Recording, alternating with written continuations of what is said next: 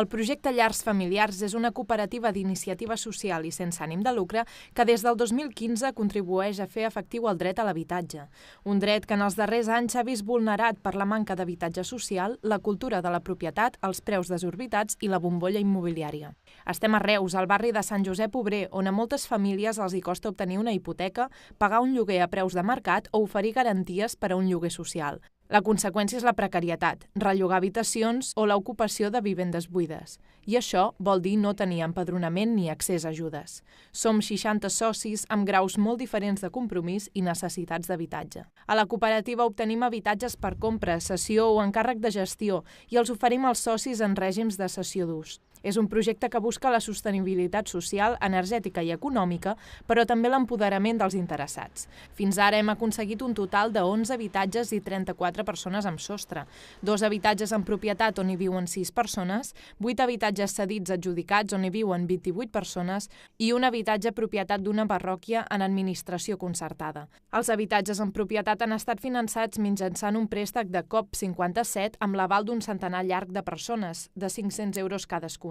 A la tardor de l'any 2017 vam comprar 2 cases al barri Sant Josep Obrer. Una d'elles és per compartir 4 homes, vivenda compartida. Una altra ja està adjudicada amb una família monoparental, mare i dos filles.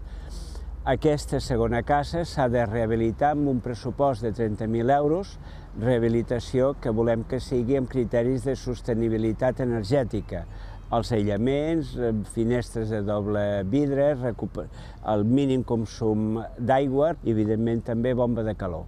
La segona part que té aquest projecte consisteix en agafar els 10 pisos que tenim cedits, i que són pisos vells, i que són pisos d'una qualitat, en algun cas, amb defectes, i mirar què podem fer per millorar l'estalvi energètic i per millorar l'eficiència en l'ús de l'aigua. Això significa entrar a cadascun dels 10 pisos i, per tant, fer una diagnosi de què són els elements que es poden millorar i tots aquells en què el seu període de retorn ens entrin amb el període de cessió, tirar-los endavant. Són 10 pisos, nosaltres comptem uns 1.500 euros per pisos. I si el que la gent està buscant és un projecte que tingui interès social i que tingui interès ambiental, creiem que el nostre projecte els té i demanem que ens doni suport.